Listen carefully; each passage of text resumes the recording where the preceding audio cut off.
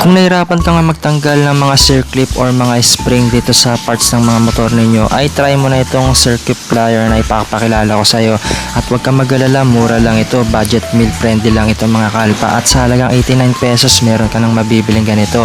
So dito kinalag muna natin yung cover ng lining natin dito at pinagtatanggal natin yung mga ibawang parts para nga matanggal natin yung clutch spring dito. So dito nga napaka-effective nga niyan, ginamit ko lang yung circuit plier at talagang nabibinat nga nito yung spring kahit matigas man yan or pinakamalambot na spring. So kayang-kaya nito mga kalpa. Ito talaga yung pinaka-tools pagkadating sa mga circuit plier or spring. So magagamit mo ito lalo na kung mekaniko ka at kapag ka nagdi-DIY ka sa motor mo. Kung nagtotono ka, pwede mong magamit ito at lalong-lalo na kapag nagne-negosyo ka, gumagawa ka ng mga iba pang mga gawain sa bahay ninyo, talagang magagamit mo itong circuit plier at ulitin ko, 89 pesos lang to, order na.